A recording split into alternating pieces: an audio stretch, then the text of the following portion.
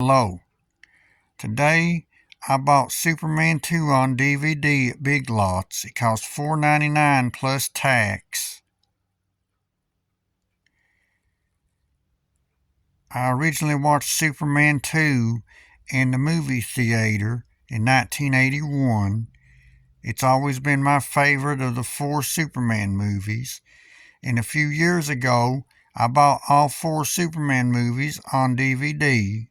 But the problem was that the Superman 2 that came with the 4 movies was the Richard Donner cut. And I prefer the Superman 2 that came out in the theater. But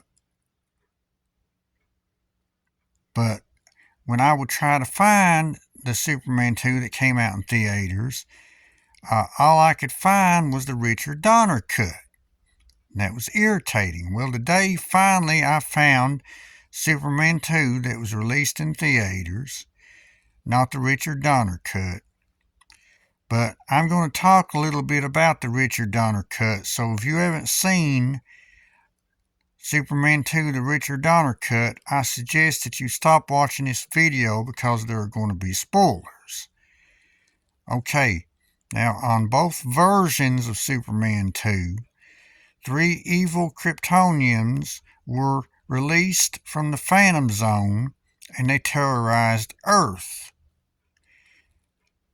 On the Richard Donner cut, after the 3 Kryptonians were defeated, Superman turned the Earth backwards, turned back time to erase the events of the previous few months. Well, he also turned the Earth backwards, turned times backwards at the end of the original Superman.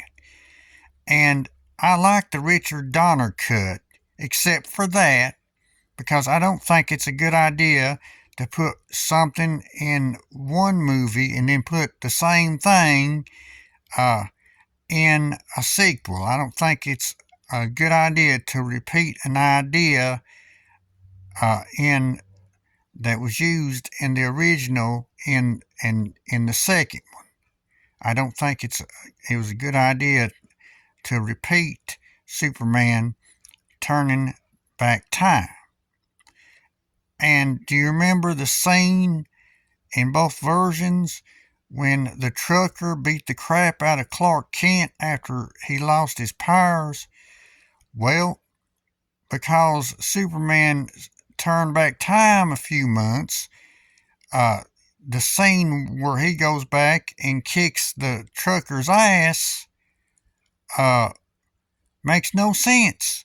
Because he turned back time, it didn't happen.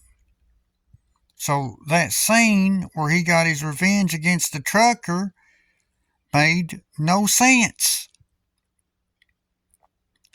Now, one thing that I do like better about the Richard Donner cut is that it shows how that Superman got his powers back after he gave his powers up. He got his powers back because his father Jor-El gave what energy he had left to Superman, and that restored Superman's powers. Now, in the Superman 2 that was released in theaters, it didn't explain how he got his powers back at all. It just showed him returning to the Fortress of Solitude and finding the glowing green crystal.